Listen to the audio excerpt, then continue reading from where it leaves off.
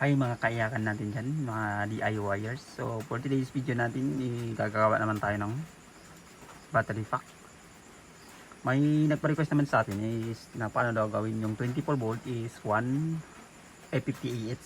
50 AH lang pala guys yung gusto niya. Nakalimutan ko yung pangalan na nag-comment yun, pero nabasa ko yung mga 2 weeks na yata yung dumadaan. Pero ngayon ituturo natin sa kanya para mabasa niya kasi followers din natin yun. Pero hinanap ko yung comment niya, hindi ko na mahanap kasi nakatampak na yung marami kanyang comment. So ngayon ituturo natin sa kanya, ito yung battery 32650. Ituturo natin sa kanya kung paano gawin 24 volt 50 AH. So ayan yung battery natin guys, bagong dating lang yan. So ngayon start tayo guys. So kung makita nyo guys, ito yung battery holder natin at saka tabing wire, nag-cut na ako. So para makabuo tayo ng 24 volt, ito yung battery na binili ko is ito, yung B3. Kung makita nyo ito yung negative sa B3. Sa B1 yung positive niya is dito nalagay sa thread. Sa thread ito. Ngayon yung B3 ito yung positive, dito yung negative. So yung gusto yung ipagawa sa atin ng isang followers natin, paano daw gawin 50 AH and 24 volt. So sa pagbubuo ng 24 volt, marami kasing paraan yan. Pwede ganyan. Pero yung tuturo natin sa kanya, ipatong natin para hindi medyo malaki. Ganun pwede, magbuo ng ganun 24 volt. Ganun. Pwede ganun guys, yung pagbuo. But sa nasa 8 series yan. Ganun. Positive, negative, positive, negative. Positive, negative, positive pala. Tapos negative, tapos positive and negative. So pag maglagay ka ng connection dito, pag maglagay ka ng connection guys, yun yung ano ka lang para mantunan natin. Dito papunta dito, tapos dito papunta dito, dito papunta dito, isa ito papunta dito. So doon naman sa kabila, dito i-connect dito, dito i-connect dito, tapos dito i-connect dito. So ganun. Suppose ito yung maging itong min ng negative kasi itong min ng positive. So yung ituturuan natin sa kanya para hindi tayo kasi gusto niya ipatong. So tupatong natin. Tuturuan natin sa kanya guys.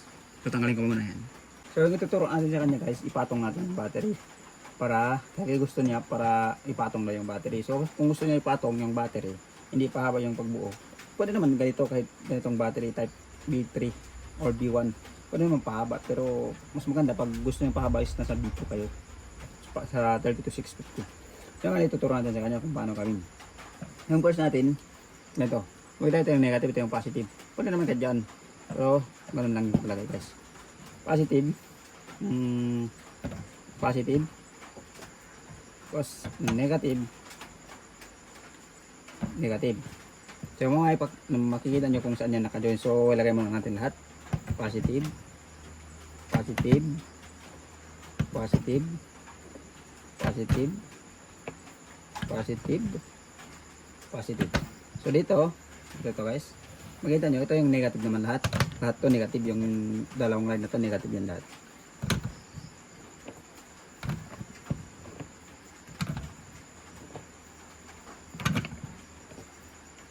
Kaya guys, negative.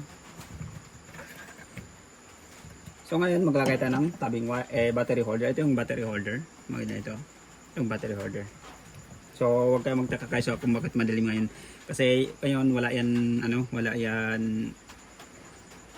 tayong ilaw ngayon. Yung ginagamit natin is battery. Pagkita ko sa inyo. Ito yung ginagamit ko ngayon, battery. Battery, wala yung ilaw kaya medyo madilim. So yung gamit ko ngayon is Starlink at saka lahat yan nakasaksak. Marami yan, 2 piso wifi nakasaksak dyan. At saka 4 na access point nya. So yan ang gamit natin is S168-504. So continue tayo guys. So dahil guys, maglagay na ako ng tabing wire. Battery holder. Wala pa pala yung tabing wire. So yung pag join natin dito para maging 24 volt yan, yung ito lang. Makita nyo, ito. Negative, negative, negative, negative, negative, negative, negative. Negative yung isang line dito. Tapos dito, positive. So, para makabuta ng 24 volt, i-join natin to lahat. So, i-join natin gano'n. Join. Kita nyo? Join natin. Join natin guys. So, lagyan ko lang lagyan ko ng screw dito para hindi gagalaw-galaw. Pag bumili ka dito sa shop na to, ilalagay ko yung link. May free na siya eh. May free na siya, screw and nut. So, ilalagay natin. So, higitan lang natin to guys. Higitan lang natin yung screw. Pero yung ginamit ko, ginagamitan ko ng screwdriver is ito yung negative. So, dito sa B3 is negative yung ano niya, yung screw. Pero sa B1 is positive. Binaliktad lang guys yung paglagay ng bolt and nut niya. Binaliktad lang. Tapos, higpitan natin dito yung sa kabila. Ito yung gagamitin natin is 7. 7 ba ito? O 7. Ito yung gagamitin natin guys. Kasi gusto ko ipakita sa nagpa-request sa atin paano daw gawin yung may nagpa-request pa sa atin paano daw gawin yung 48 volt. So wala pa tayong masyadong battery. Pero pipilitin ko na makaabot tayo dun. Kasi alam nyo yung ganitong mga batteries medyo mahal yan. Yung ganyan yan 100 pesos ko yan binili, ilang libo lang yan. Pero ito sa client ko rin to eh. So pag mag-upgrade ako, magkakawa tayo ng 48 volt. So kung makita nyo guys, ito. Kailangan nyo ha. Sabi niya, makita nyo itong negative, negative. Tapos ito yung positive, positive. So dito naman tayo sa taas. Sa taas guys. Yung dito sa taas, iba yung pag-join. Iba yung pag-join natin guys dito sa taas. Makita nyo, ito yung negative, positive, ito yung negative. Dalawa. Ito lang line na to is positive and ito negative. So, para makabot tayo ng 24 volt, yung dito sa kabila, pinag-isa natin lahat.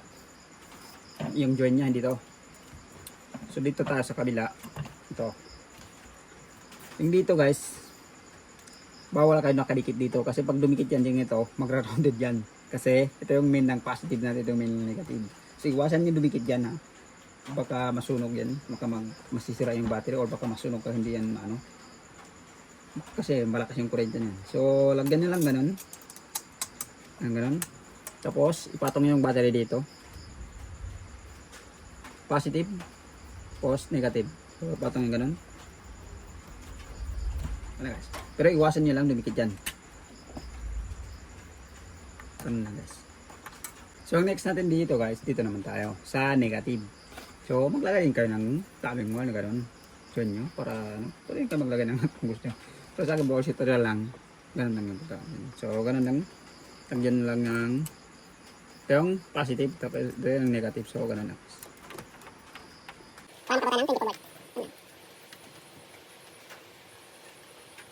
So tapos na tayo dito guys. So dito maglagay tayo ng battery holder. Ito yung battery holder natin. Ilagay natin dito sa taas. So explain ko na lang ngayon. Pakita ko sa inyo kung paano talaga yung pagkain. Balik ko lang ha sa ano. Makita nyo ito, naka-join yan lahat. Ito yung positive. Ito yung positive at ito yung negative. So, pinag-join natin lahat.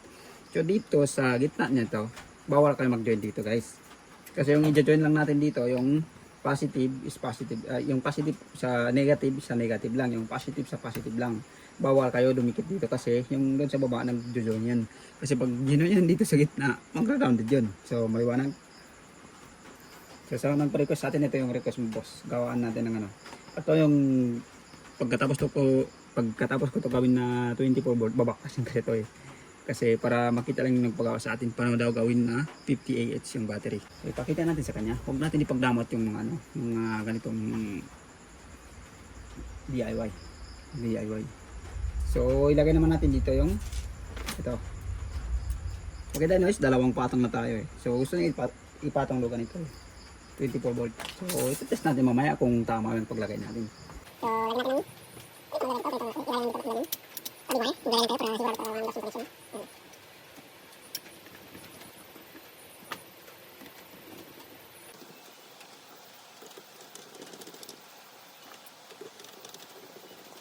So tapos na tayo dito sa positive. So yung papatungan naman natin yung negative. So inuulit ko lang guys para maintindihan talaga na kasi marami kasi nag-chat sa akin eh.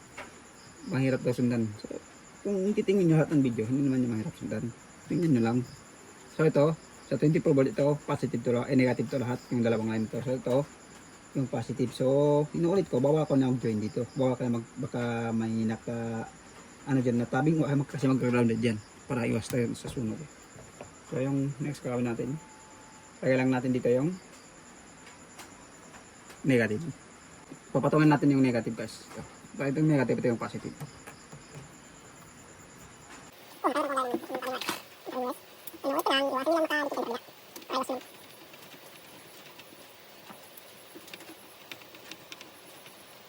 So, isa na lang guys. Marami na tayo matapos dito. So, ito na ang kulang natin.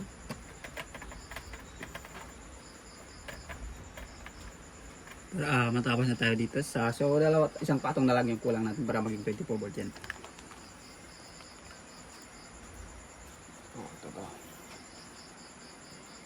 Makita nyo. So, isa na lang yung kulang natin dito para maging 24 volt yan guys. Isa lang yung kulang natin. Natin ipagdamot ang mga ganitong kaalaman. So, yung kita nyo, inulit ko lang para iwas na tayo sa tanong-tanong. Ito yung positive, negative and positive ito. So, continue tayo guys.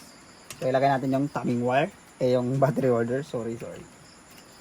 Next gagawin natin guys, maglagay naman tayo dito ng tabbing wire. So, yung problema, wala akong nakat na tabbing wire kasi hindi na ako magkakat para hindi sayang yung tabbing wire ko. So, kung gusto nyo ng ganitong battery na build, lagyan ito ng tabbing wire yung dito sa taas. Pero sa akin, kasi pang video naman natin, pagkatapos ito mabuo, babaklasin naman ulit para makita yung nag-request sa atin. Pagkasabi niya, hindi tayo makapagbigay ng video kung paano gawin yung 50 AH. So, hindi na tayo maglagay. Ilagay na lang natin dito yung battery, yung last. Kasi actually dapat maglagay pa tayo dito ng tabbing wire. Pero dito hindi na tayo maglagay kasi babaklas naman natin ito. So, kung gusto magbuo ng 50 AH, lagyan nyo yan. So, yung next natin is positive tayo guys. Sa negative. Sa positive na pala. Ito yung negative. So, ilagay natin para matapos na tayo. Ito yung pang-last natin para maging 24 volt siya.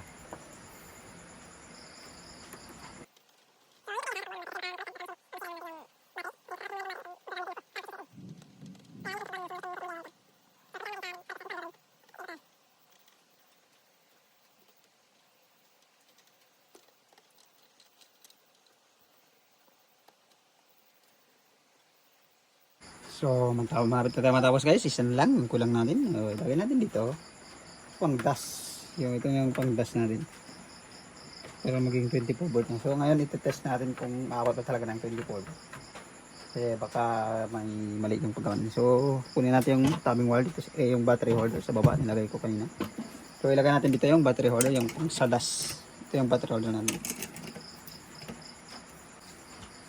So, ito na guys. Tapos na tayo. So, maglagay tayo ng tabbing wire dito sa taas. Makita nyo ito, ipadlapit ko yung camera kasi wala akong cameraman. Ito yung positive, ito yung main ng negative. So dito bawal tayo magdikit dyan kahit anong wire dyan, bawal yung makadikit dyan. Masunog tayo. So pakita natin. Cut muna ko ng tabbing wire. So makita nyo guys, ito na siya. Tapos na tayo dito, kung makita nyo is 1, 2, 3, 4. So apat na kapatong para maging 24 volt. So yung pagpo ng 12 volt ganito rin, pero yung dito niya, kung positive is positive lahat, yung negative is negative lahat. So nag-cut na ako ng tabbing wire ito. So inuulit ko lang guys para maiwasan lang natin na masunog. Bawal yan dumikit dito pag ganun. Yung positive and negative bawal na karikit. So yung pag-join lang natin dito is yung positive is sa positive lang, yung dito sa taas. So bawal tayo dumikit dito sa negative. So ilagay natin yung nut and bolt nya. Para hindi talaga, para sigurado talaga hindi hawakan nyo lang para iwas tayo iwas sunog. Baka mag-grounded mahirap na. So pwede kayo i-double nyo yung double nyo yung tabbing wire na gano'n double nyo para kasi manipis kasi ito kasi malakas naman yung kuryente magdaloy dito Lagyan natin ng nut. Kasi babaklas naman natin ito pagkatapos Turo natin lang siya. So lagyan ko ng So tapos na natin lagyan ng bolt nya and nut nya. So dito naman tayo sa kabila. So ingat lang guys ganun lang. Hawakan nyo lang para hindi lumikit dito sa kabila. Puro mag-wasan natin yung mas sunog. Suglayin natin. So dobleng ingat. Hawakan nyo para hindi kagalaw dun sa kabila. Kasi pag nakapuntahan diyan, naku, parang Christmas light yan. So tapos na tayo dito guys. So ngayon, higpitan naman natin yung bolt para matester natin kung tama yung paggawa natin.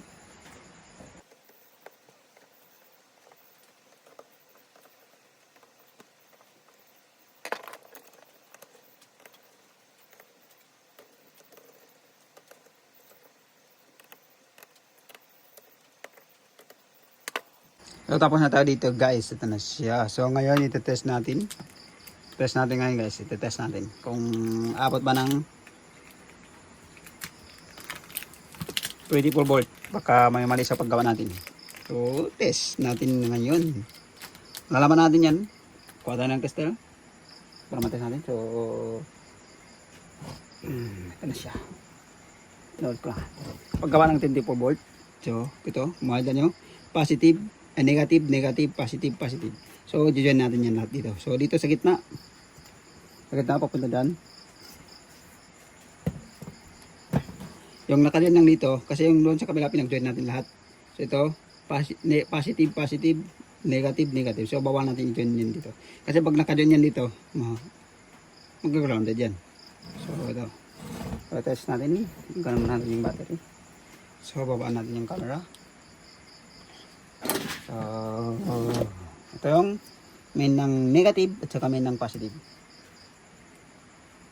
So, ito na guys, ito yung tester natin sa pag-test ng battery. Ito naman yan, kung ganito yung tester nyo, pag ilagay nyo dyan sa 20, hanggang yung kayang i-detect is 12 volt lang. So, ilagay natin dito sa 200 para maging 24 volt. So, ito yung tester. Ito. So, klaro ba? Klaro na yan. Pakita nyo ito yung main ng positive at saka yung main ng negative. So ngayon ito-test natin kung tama yung paggawa natin.